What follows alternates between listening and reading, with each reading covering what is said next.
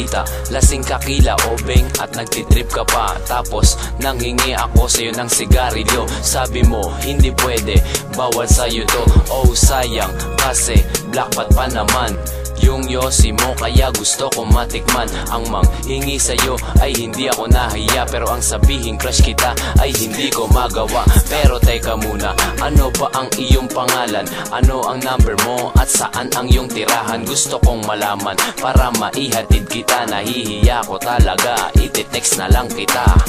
Wala kong ibang hinihiling kundi ang mapasakit. Ang katulad mong malayo ang tingin. Ikaw at ako na sana kung pamayag ka na mapasakin ka.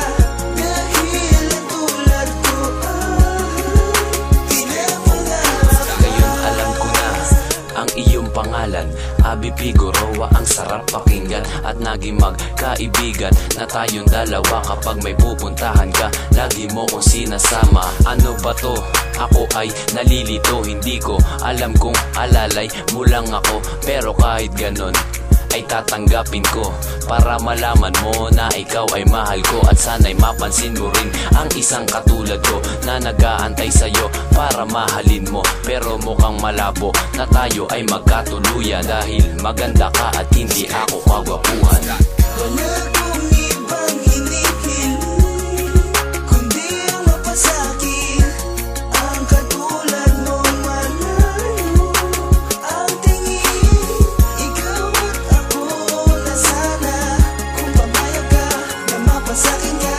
Dahil ang tulad ko pinapangarap At ka. tuluyan ang nahulog ang puso ko sa'yo. Hindi ko lang alam kung paano sasabihin to, kasi ako'y kinakabahan sa isasagot mo.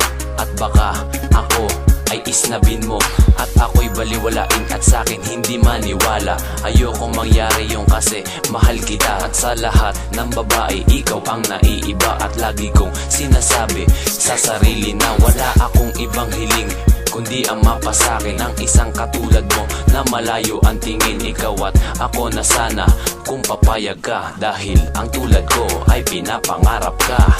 Wala kong